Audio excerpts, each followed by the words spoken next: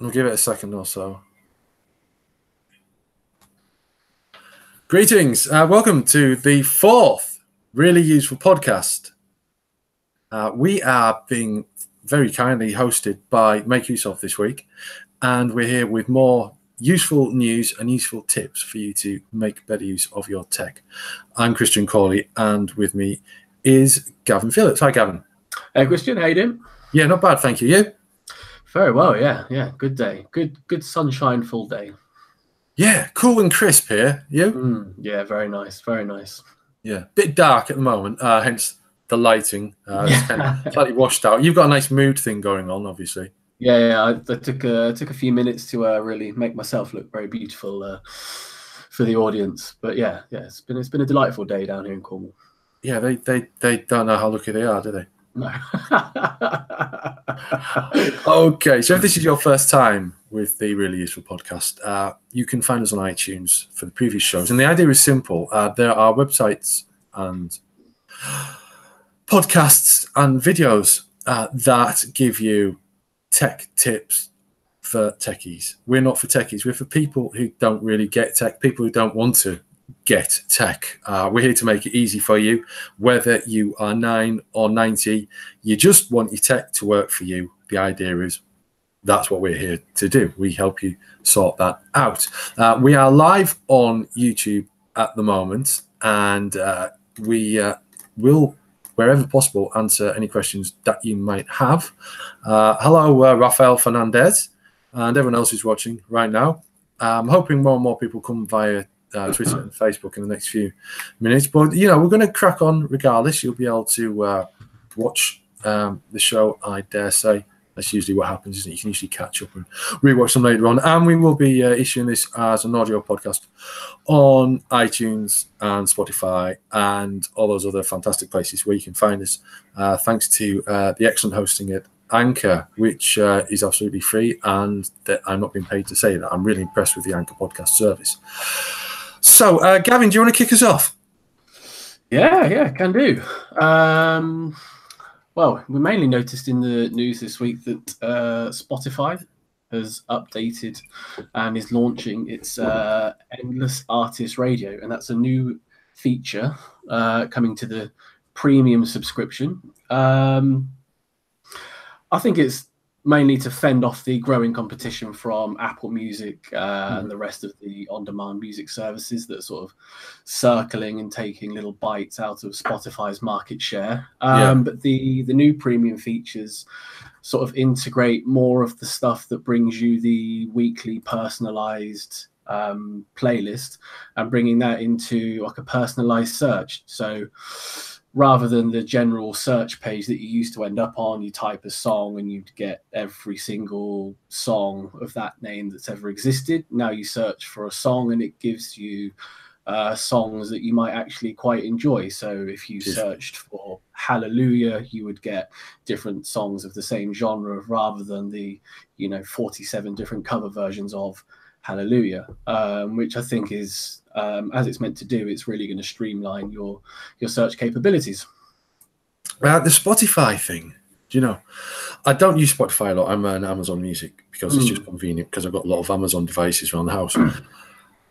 When it was my sister who first told me about Spotify, and I was absolutely blown away by how fast it got so big. Yeah. I think it was 2015. That sounds about right. Yeah, 2015, early 2015. I first heard about Spotify.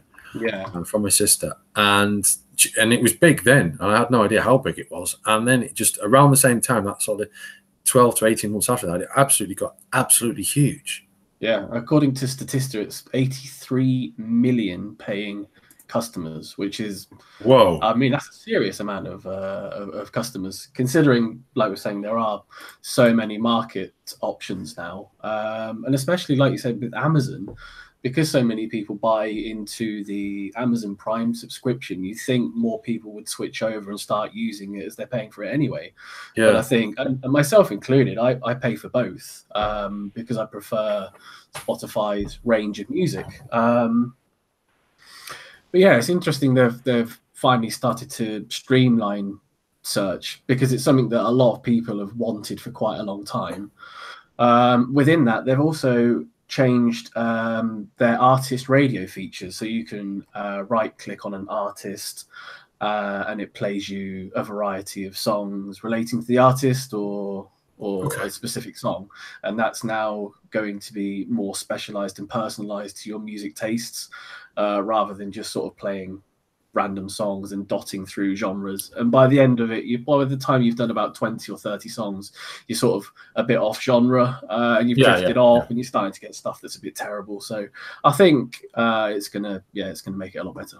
Well, hopefully also this will help up the game for Apple, perhaps, and also particularly for Amazon, as I mentioned, because I'm just going to, this is something that happened I've tried already today, just because I like the track and I like the artist, and I have an Amazon Music subscription. Now, this is what happened, okay? Alexa, play Chiquita by Aerosmith. Chiquita by Aerosmith on Amazon Music. Now, that's not what happened earlier on. Alexa, stop. What happened earlier today was that I was told that I couldn't listen to Chiquita by Aerosmith because it's not in my music library. Oh, yes, it is. I have a subscription. So, yeah, little things like that, they need to improve. I know it works now, and I can't listen to it now because I'm talking to you. But, you know, that's the sort of thing that they need to improve. Yeah, Amazon. Yeah, but that's fantastic for Spotify users. Absolutely great.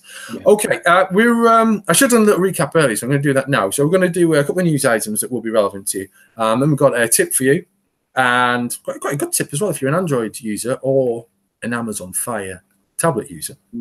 And then we're going to look at some useful tech. We thought we'd bring in a visual element to this podcast. So I've got an item that I want to share with you, and Gavin also has an item that he's brought along with him from, well, one part of his house to another,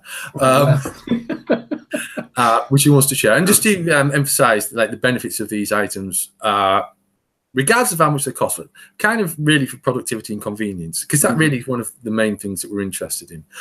Now, so we're going to move on, and I think, yeah, I'm going to let you do the Twitter thing because you highlighted it, and then I'll do the third thing.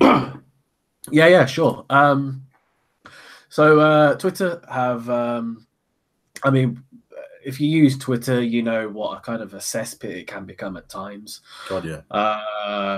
There's a lot of good in Twitter as well. I mean, I use it every day to find new security and tech news, and you know, it's one of those tools. It depends on how you use it. You can make the best of it, or you can find the worst of it. But Twitter are taking more note of the fact that a lot of people are starting to report on the things that break the rules of Twitter. And the people who report them want to know that action is actually being taken, and that their reports are actually going to somewhere. So from now on, if you report a tweet and Twitter deems it to be sufficiently rule breaking, it will now state this tweet is no longer available because it violated the Twitter rules. And within that, there will also be a link to the Twitter rules, so there's no excuse not to read them. So if it is a tweet that you have posted that has been flagged as a violation, you can get to grips with what you've done or allegedly done. And it should hopefully make people a little bit more aware about what they're tweeting and, you know, how it's affecting other people. The flip side of that is you can use it for a tool just to shout down people. So it remains to be seen how Twitter are going to sort of, in my mind, police that in the long run. You can already use, and we've seen on, you know, platforms like YouTube in the past, those heavy campaigns where people just pile in on a single video to get it taken off if they don't agree with it. So it's a form of censorship in that sense. So it remains to be seen how it will actually work out. But I mean, if they're bringing it to the forefront and making people more aware of the rules of the platform, maybe you'll see a decrease in the kind of worst aspects of it. So it's kind of, it feels like not before time to be dealing with those types of problems, doesn't it? So yeah. One of the things we just been brought to my attention, just going back a moment, is if you know, uttering the word Alexa over loudspeakers is prone to set up other people's devices. So we have a comment from Rob Nightingale of MakeUseOf.com to that effect. So sorry about that. He said, "Don't do it again, please." Yeah, I won't do it again. What's Twitter? Do you know what? I've lately, for years, I've just not bothered with the report things on Twitter. But as things tend to get, in politically, on both sides of all political debates, people seem to be taking increasingly extreme positions. And, one solution is just to switch off your phone and go and do something else.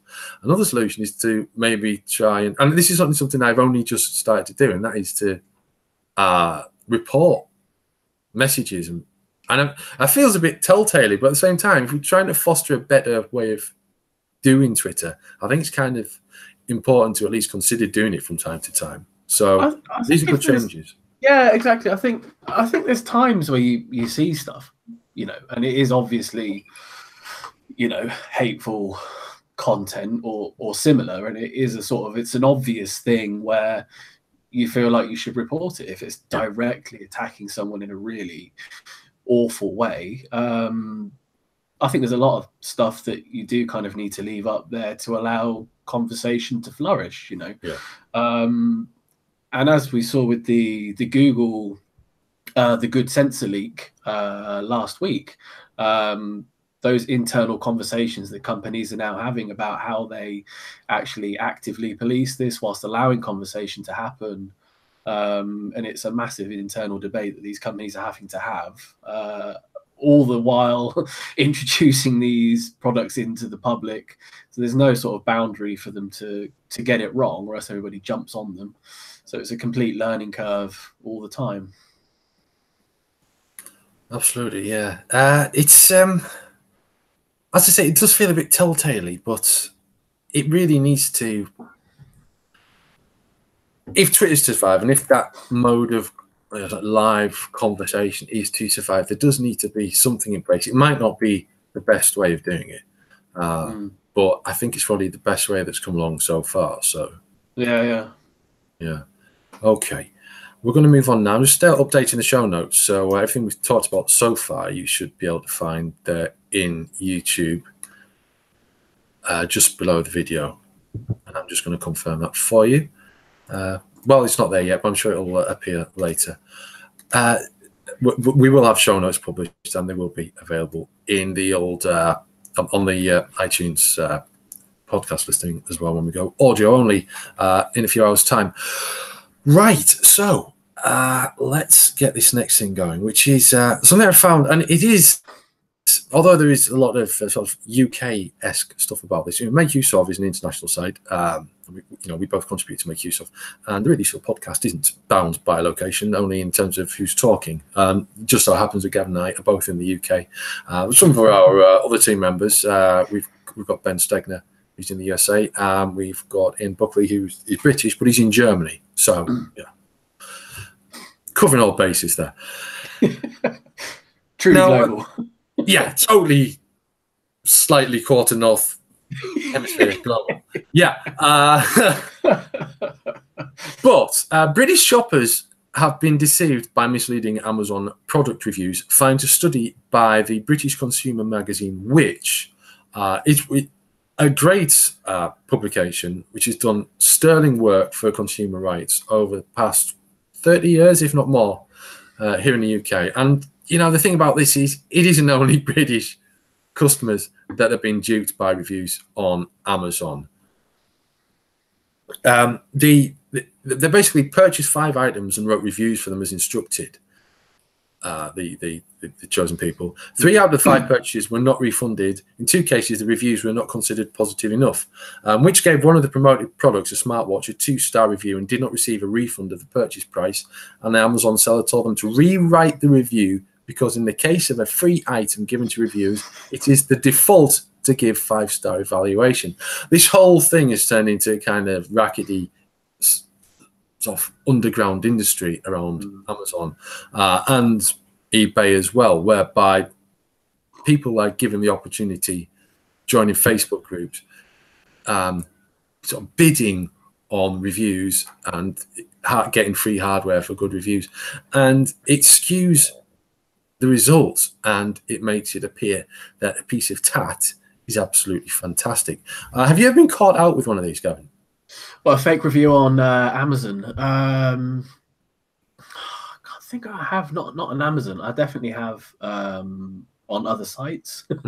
I can't think of a specific Amazon example, but you definitely read through them, and you can see some of the reviews are just so glowing. And I always find it's the ones that actually make specific reference to a huge range of features that a specific item has, and they're very, very detailed about specific, say, dimensions or power aspects and this and that. And they're the ones that seem kind of overbearing, scripted, you might say, always with a 5-star. So yeah, you can see how it happens. You can see how people are easily duped as well, because they're there and they're prominent, aren't they? So yeah, I've started doing this, and so far it's been successful for me. I think it's worth sharing, and that is when you're looking on Amazon, look at the item that you're planning to buy, and scroll down and have a look at the reviews. Now, you'll find them all listed in categories. You're like the 5-star, 4-star, 3-star, 2-star. Ignore the 5s and the 4s and start with the 3s. You can just click those and it'll bring up a list of 3-star reviews. Click the 2, list of 2-star reviews, etc. Read these reviews and see if they appear to be realistic, and more importantly, if they've been given a low score for something that appears to be quite trivial. I find that people that give are sorely disappointed by a very small aspect of things, of something, then you can be more or less certain that the actual item is pretty good, and they've just been hacked off that it doesn't feature, I don't know, 3 SIM card slots. Yeah. You know, I think that's the way to do it. Look for poor reviews that are unnecessarily low, as opposed to, you know, inflated, unnecessarily high scores. Yeah, absolutely. Yeah. There was another site which I haven't used much, but I have posted 1 or 2 reviews into it, which is Fake Spot. I don't know if you ever used that. Oh yes, Fake Spot, of course. Yeah, which is really handy. I've only used it a few times, and it was one of those times where it was an overly glowing review, and it came back and it said, you know, this poster has a reputation for posting this exact same sort of review. And then you can see, hold on a minute, this single account is posting reviews on however many products, and you think, well, this person's either a multi-millionaire spending their time on Amazon, or someone who's got a different agenda going on. So websites like Fake Spot, and there's a few others around as well, but they're really good at weeding out these fake reviews. Like Christian said as well, go through them and find the ones that read realistically as well. It's tricky. I always used to look for the ones with grammatical mistakes. Did you ever do that? Because it felt like they were a bit more realistic. But you think they caught on to that a bit more? If they feel colloquial language. Yeah. Oh, yeah. Something that just feels real. Something that reads like the way someone would talk. Yeah. Something's a bit conversational, yeah. Yeah, a bit more natural. Yeah, it's tricky. It is very tricky. Okay. We're going to move on. Just head over to the chat room for a moment next to the YouTube feed. And hello to everyone who's watching. If anyone's got any questions, by all means, fire them our way. And if we can't answer them right away, then it's certainly something we'll do for the next podcast. Sophie Chai says she's entered multiple giveaways, but never have I ever won anything from MakeUseOf.com. Sorry to hear that. Obviously, we're the Really Useful podcast. Although we're being hosted by MakeUseOf.com, we don't have any influence over who wins the giveaways. Although I can tell you, lots of people win giveaways, because my local postmistress will tell you how many times I go down there with ridiculously large parcels and pay ridiculously large postage fees to send things to people around Europe and North America. Nice, very nice. Yeah. It's the downside of doing a great video review, is that you then have to go out and post it to someone. Yeah. Oh, God, what a headache. You never get to keep anything. Yeah. That's what people don't realise. Yeah. What about that guy? Tiny violin playing. Can you hear it? Yeah. I'll say about the guy a few years back who set up his Twitter bot and entered, what was it, like 500,000 Twitter competitions and Right. won. He won something every day. Most of it was absolute rubbish, but he won bottles of champagne and this and that, and it was a good way of doing it if you've got the time. Totally. Yeah, not to be sniffed at. Yeah. Okay, so now we're now usually on the Really Useful podcast we kind of do 2 or 3 tutorial type things, but we're live and visual, and we don't necessarily have the preparation for what you would call hands-on stuff. We'd probably need an extra camera and stuff to do that and edit it together and pre-record it. We're live, so what we're going to do is we're going to look at some tech after this item, some useful tech. But first, most people use an Android phone or an Android tablet. Some people use Android in other forms. You might have an Amazon tablet as well. Now, all of these devices, unless they're like 64 gigabytes or higher, are prone to run out of space quite early on and leave you feeling quite frustrated. There are various ways you can deal with this. One of the main, and if I can just reach over here. Oh, there it is. There it is. Here it is.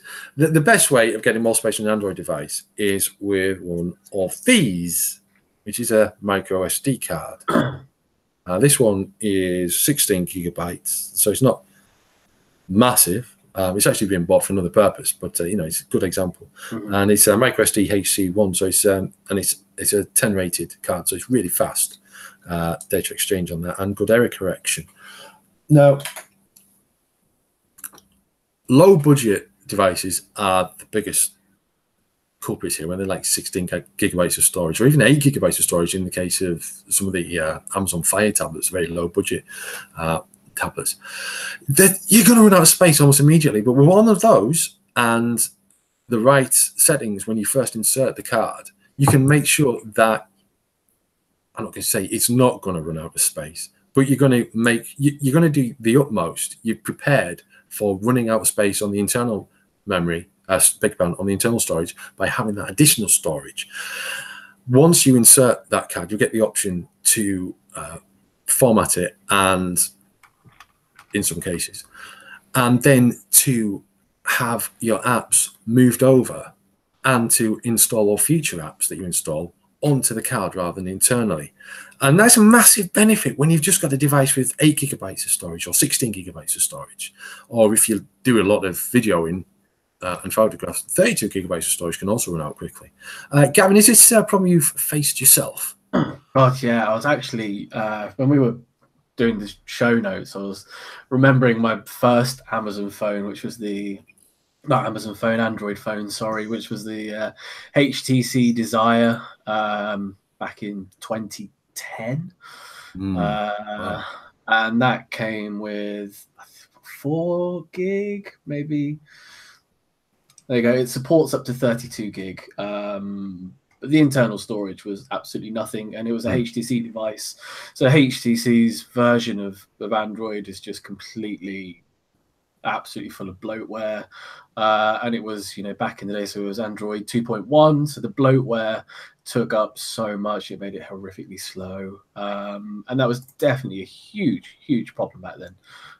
So I used an app back then, and it was called App2SD. Yeah, I remember that, Yeah, which I've just got here is now called App Manager 3, which, looking at its listing, it's still going great guns, actually. It's 4-star. It's got 400,000. Right. I mean, the features that brings is now built into Android, so it's pretty much unnecessary as moving. Exactly. Exactly. That's the thing. Android, Google finally started to integrate all of those features, didn't they? Yeah, I think that's the important thing as well, that they've recognised that the system wasn't perfect and they've improved it over the years. And I've found, I've used, I don't even want to think about the number of Android devices I've used. I'm on my 4th tablet that I can think of, 4th Android tablet, and I am actually. We'll be looking at this in a moment. Actually, this comes with 64 gigabytes of storage, so I haven't even bothered to put the storage card out of my previous tablet into this one yet. Firstly, because I'm concerned that I'll lose the apps. I'll just have to install them again anyway, so it doesn't seem like there's massive need to do it. But also because I don't see it running out of space anytime soon. Having said that, it's I've probably lost the thread of where I was going with that. But generally speaking, there are various tips and tricks that you can use to minimize. You can clear the cache of apps as well, and that'll give you more storage. Now, very specifically with the Amazon Fire ones and the other low spec tablets and phones as well, they are going to run out of space very quickly. And deleting the cache of an app or deleting the entire app itself, really, if you're not using it, and it kind of does tend to be games and movies that fill up devices. So delete the movie when you finish watching it.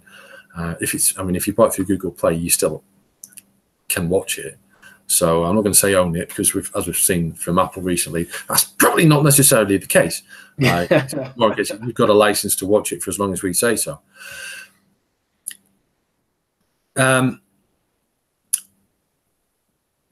So just getting back on track there, because I've completely thrown it, is delete stuff on your low spec devices. It's your only options to delete stuff unless you've got an SD card slot that you can fill with a reasonable sized SD card. And it's pretty much where it is, isn't it? Yeah, absolutely. Luckily as well, the price of quite a large SD card is dropped significantly in the last few years, and you can pick up an 128 gig class 10 super fast one, like you were saying. You can get them on deals now for 20 quid, which is insane, really, isn't it? If you think $35 odd, is that? It's absolutely crazy.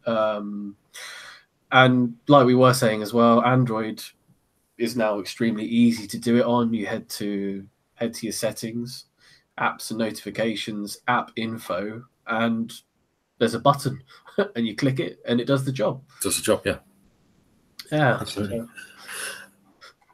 Some good suggestions coming in the chat there. So thank you to all of you. I would mention you all by name, but I don't want to get the podcast banned from iTunes for saying the name of one of you. Our essay, biscuits and wine. Thank you. Seriously though, good suggestion. And actually, what I'm going to do, I'm just going to do a quick screen print so I don't forget that. Because everything's going on in my head with this podcast. So hello to everyone who's watching us live, and hello to you, listener of the Really Useful Podcast, who's listening to us through your usual podcasting device, whether you're on iTunes or Spotify, listening to us on the phone, through a TV set. Do people do that? Do people listen to podcasts through the TVs? If you've got a smart TV? I don't know. You can, can't you? Surely. You can, but do you? Well, I personally wouldn't, but no, yeah, same here. Obviously, take Kodi devices. There's various podcasts available through Kodi, so it's not beyond the realms of possibility. And saying that, to be honest, in the daytime, I probably would. I think it's more the evening time. I can't imagine, necessarily sitting down and looking at our, admittedly wonderful faces on a massive 55-inch, ultra HD. Yeah, you put everything in perspective for me now. That's why I went for the moonlighting in case deal with the blemishes. Yeah, that's what I mean. Shout out. Yeah, totally. Okay, listen, we're going to move on to some kind of a visual item now. It's got nothing to do with the wine rack above. Okay, just keep that clear. That's staying where it is. It's nothing to do with the VW camper either. Actually, I'm going to let Gavin go first because I feel that mine's probably more of a big hitter than yours is. I think it is. Yeah, but it was things that are vital to productivity. Yes. And I like to get out of the house and work quite a lot and go around to different cafes and go and sit down by the sea. I live next to the sea, so going to do things like that is quite nice. So hold on a minute. Hold on. Before we go any further, can you actually is the weather nice enough where you live to actually sit outdoors and work near the sea? Well, it was, for a week back in June. Oh, okay. Because I live in the sea as well. And if I go anywhere near a beach, I'm going to be concerned about sand getting in my gear. Yeah. I don't sit actually on the beach. I sit kind of like raised Okay. way above it, with it in view. And yeah, but vital to working outdoors is having a suitable battery. So I have a Life Power A2L. And it's significant in that it has AC output. It can output 230 volts for a maximum of 120 watts, which for a portable battery is, pretty good. If you go any bigger than that, you're going to be looking at kind of lugging it along with a handle and maybe thinking about starting cars with it and things like that. So is that going to charge a laptop? It keeps my laptop going for 6 to 8 hours at a go. That's not bad. And that's continuous use. Right. And then when the battery runs out, obviously you get your full laptop battery as well. I've taken it camping a few times. And whilst we were camping, I got about 40 phone charges out of it, various people that we were camping with. So our tent was completely filled with mobile phones and cables across the floor. But having something like, a battery, it doesn't have to be an absolute whopper like that. And it actually very much comes down to the laptop you have. So I've got a 17.5-inch laptop with a pretty powerful graphics card in it. Even when you turn the graphics card off, it still uses a fair amount of battery. So it requires an AC power connection. And there's not that many that you can do that with. So the Life Power is a very, very good choice. One extra good thing about it is it's extremely rugged. It really is. And it's well worth the investment. And it really keeps that productivity going when you leave the house. Excellent. Productivity is one of our big bywords here at the Really Useful Podcast. Now, to maybe exemplify that further, and I'm just going to move my refreshment there. I've recently got hold of a Samsung Galaxy Tab S4 because I decided that actually the laptop that I was using was too heavy to actually. It was a desktop replacement laptop, so it was getting a bit silly taking it places. Now, this is perfectly great tablet. It's got great graphics capabilities. It's the flagship tablet at the moment, and it isn't cheap. Okay, I'm not going to lead you up any garden paths. This might not work for you at all. However, it does have a really good feature. It comes with an S Pen, which is a feature that an accessory that also ships with the Galaxy Note 8 and Galaxy Note 9 phones. Now, I've just found this amazing thing. I'm a bit of a journalist. That's absolutely the wrong way of putting that, actually. I like to keep a journal. I'm a journalist. Okay, I've been keeping a regular diary. I started years and years ago writing diaries, and then they kind of fell apart and bits got lost and stuff, and I stopped doing it. But over the last few years, I started keeping a diary again. First, it was online. Then it was just in Word files. And I thought, actually, why don't you just use paper? So I got myself a nice moleskin book and started using that. But I've just got this, and this isn't replacing the moleskin. But if I just press this button, there's a little button on the S Pen in my finger. I press that, and I tap the screen. We get a little message up there to saving notes. Then I can do this.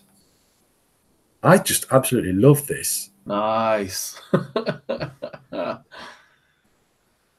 I'm in love with this tablet. I can do that, and then I'll just save in notes. There you go, and off it goes, and I can retrieve it when I can do another one. Do another one. It's fine.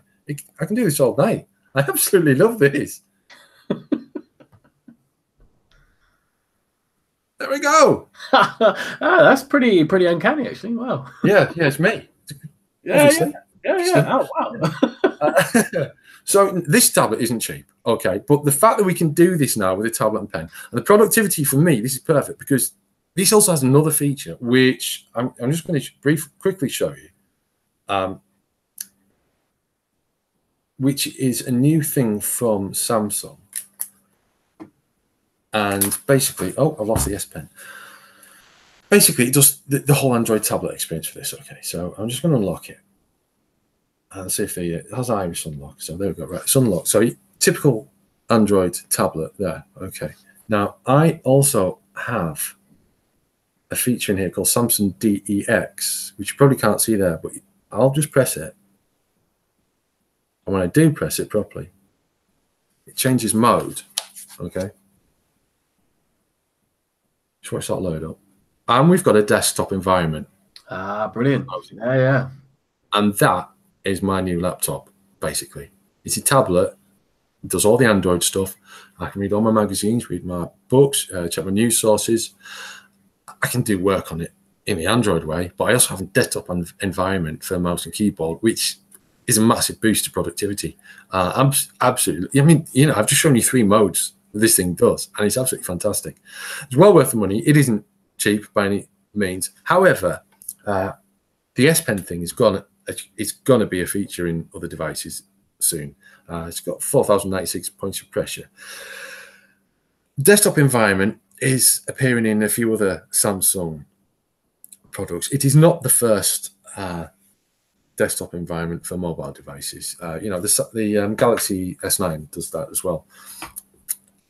There are other ways of doing that. The Windows 10 mobile phones from HP and Microsoft's Lumia 950, they have the Continuum system, which uses wireless HDMI to connect the phone to your TV or a monitor that's HDMI ready, and you can use that straight away. This tablet does the same by HDMI as well, but you need a USB-C cable to HDMI to do that. There's also a special dock which will do it for you. Same goes for the phones. And there's also Maru OS, which is a specialist Android operating system for phones, which when connected to a TV via wireless HDMI does the same thing. And there's also the rarely seen these days Ubuntu Touch, which is maintained by UB Ports. Ubuntu Touch phones, which is a Linux operating system, also have a system of their own for desktop, which is called Convergence, and you can do the same thing with that. And they all work really well. They're all perfectly fine. I do think, having used all 3, I do feel that DeX is the one that might just finally break this kind of using your phone or tablet as a desktop computer paradigm into the mainstream. But that, I just love writing on my tablet. Like, it's an actual tablet. It's crazy, isn't it? I could just go on the roof and do that with a piece of chalk. Send help, please. Absolutely. Okay. Well, we are here for another minute or so. If anyone has any questions, just throw them at us. As mentioned, you'll be able to listen to this podcast again on iTunes, on Spotify, on Google Podcasts, and all the other places in probably a few hours, because I'll be getting to work editing that together and publishing it pretty much as soon as Gavin and I have finished talking. This is the 4th really useful podcast. We started off with about 50 listeners in the first week. We're hitting 100 listeners for episode 3. So I'm pretty excited about that. So we're obviously gaining a nice little bit of momentum there. The aim, as we said, is to break down tech stuff and stop, kill the jargon. Stop doing tech stuff for tech people. Do tech stuff for real people who need to use the tech. And I haven't got the time to listen to the bull. Okay, so... And, we're going to attempt to fix everything that we can for you in that regard. However, obviously, there's only 4 of us, and we kind of need a bit of help for suggestions from you. And also, if you can share the podcast or this videocast. Do people say videocast anymore? Probably not. It's not 1950. Last time I checked, it wasn't anyway. Share what we're doing and give it to your friends and your relatives who aren't that au fait with technology, who aren't that familiar with technology, aren't that comfortable with technology. And we're aiming to bring them and technology together in a way that's compatible for everyone. That's pretty much it, really. And make sure the technology is working for you and is productive. I mean, hey, this is the thing, right? Okay.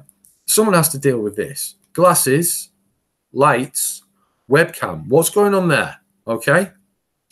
One day someone's going to deal with this. Maybe something to do with like Google Glass will fix it with because it had just a single quite sheer single visor, wasn't it? It wasn't a double visored thing. So maybe you'll be able to implement something like that. Could be, yeah. Or it could be just, a case of special filters on the glasses might do it. I don't know. I'm not really an expert in optics. This may come as some surprise to you. Yeah, maybe, yeah. The contact lenses with an overlaid HUD inside them. I mean, that would be cool, wouldn't it? One for the future. Definitely one for the future. But yeah, so passes around in the nicest possible sense. Share the link to the Really Useful podcast to all your friends and relatives who aren't that au fait with technology, who aren't that familiar with technology, who want more from technology. The people that you hear complaining that their phone or the tablet or the TV or the DVD player or the game console or the laptop or even, I don't know, their smart oven or smart fridge isn't working for them properly, or even the car, the features in the car, because cars are connected these days as well. Point them in our direction, and we are here for a long time, I hope, to break these things down and give people a fighting chance of getting to use the technology the way that they expected to when it was sold to them, when they bought it, the things that they were promised. We're going to help technology fulfill its promises to the average Joe. I've been Christian Corley. Well, I am Christian Corley. I have been Christian Corley, and I will be for some time to come. That's Gavin Phillips, my colleague from MakeUseOf.com. And that's all from this live, really useful podcast, courtesy of MakeUseOf.com. Big thanks to the Make Use Of team for letting us use their YouTube channel. You can follow us by subscribing to us on iTunes. You'll find the link below the video feed here. And also, please follow us here on YouTube as well, because we're going to be doing some more. We're going to be publishing our podcasts as videos, and we're going to maybe squeeze some smaller videos in there as well. But if you subscribe to us via the link just there in the show notes, just down there, just scroll down a little bit.